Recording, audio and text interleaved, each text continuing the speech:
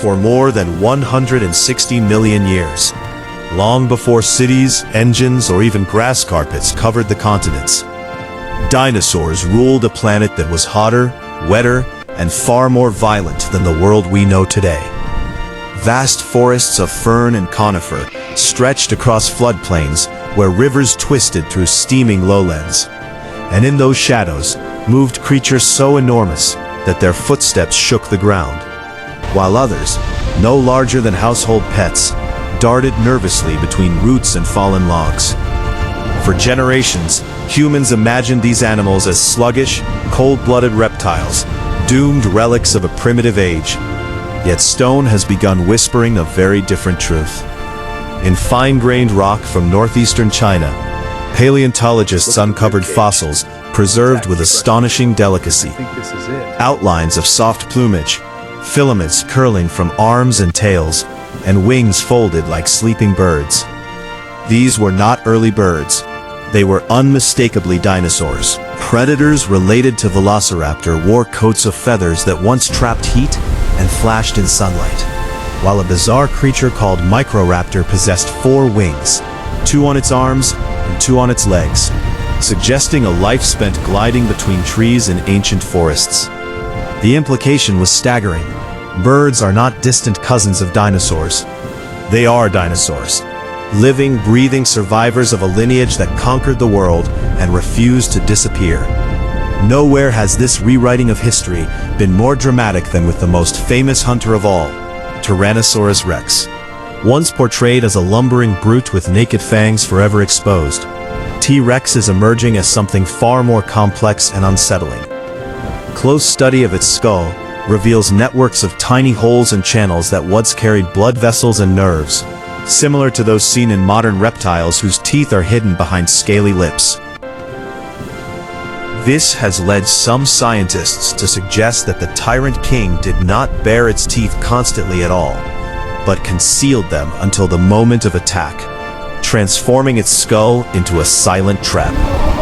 Its eyes, facing forward like a hawk's, gave it depth perception and vision possibly sharper than that of any living predator, allowing it to detect movement across kilometers of open plain. And its skeleton tells stories of survival. Fractured ribs that healed, infected bite marks that closed over, even puncture wounds that matched the horns of Triceratops, the armored giant that shared its final ecosystems.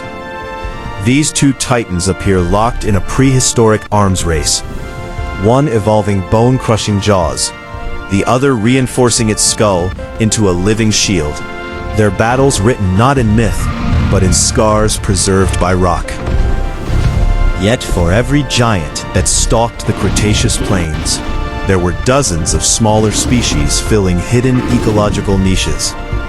Some were scarcely larger than chickens, with hollow bones and quick reflexes, likely chasing insects or small lizards beneath the towering legs of giants.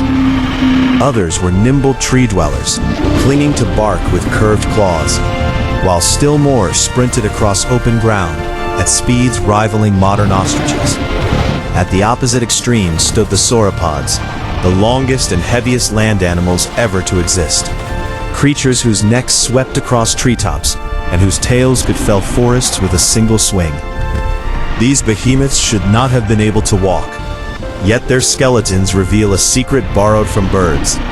Bones riddled with air sacs that reduced weight and fed oxygen deep into their bodies, powering immense frames that could roam continents in slow, unstoppable migrations.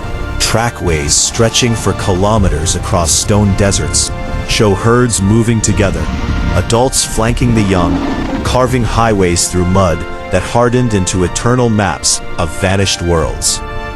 Those worlds themselves were nothing like the arid Badlands where their fossils now lie.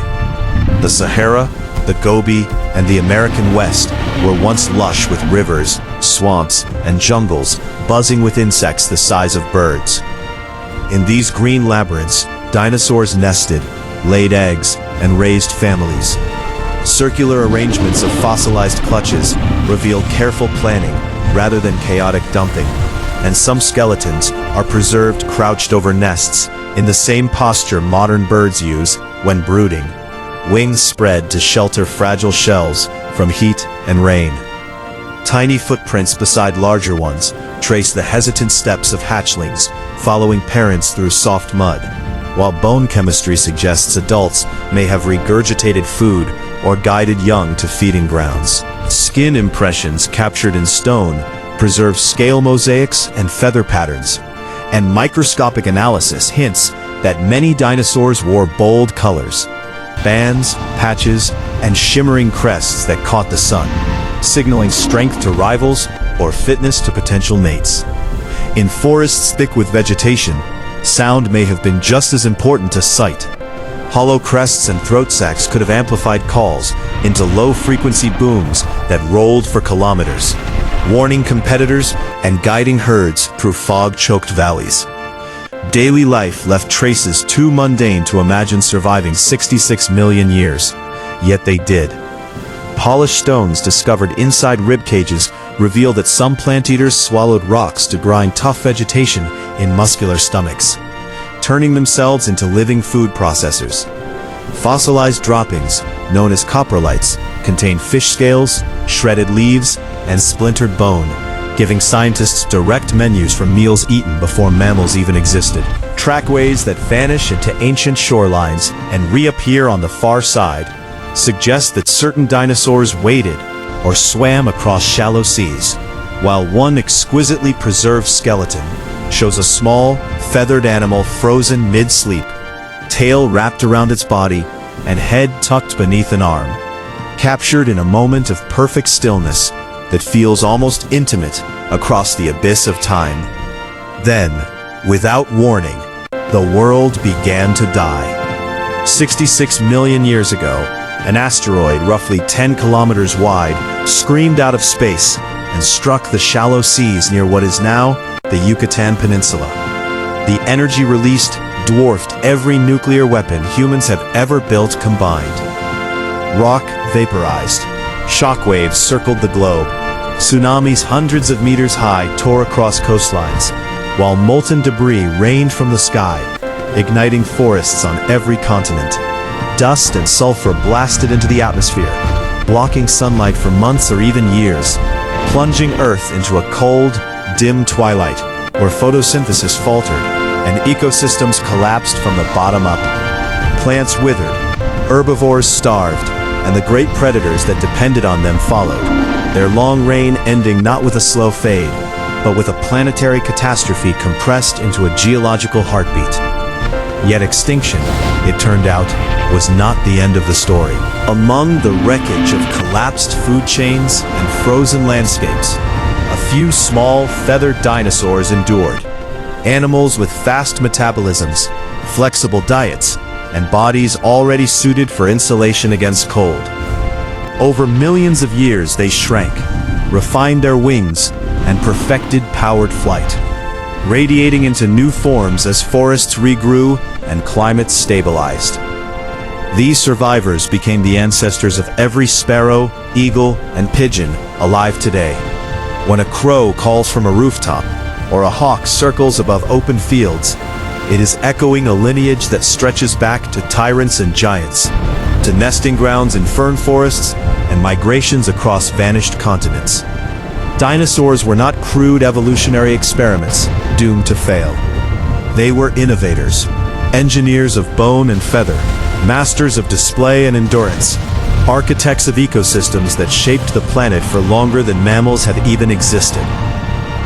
They ran, swam, glided, raised families, healed from terrible wounds, and adapted again and again until the sky itself fell upon them.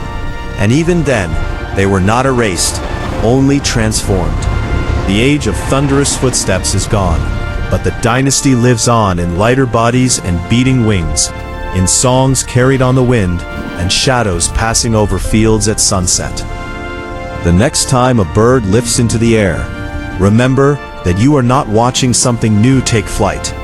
You are witnessing the final chapter of a story that began more than 200 million years ago, when the Earth first learned the sound of dinosaurs.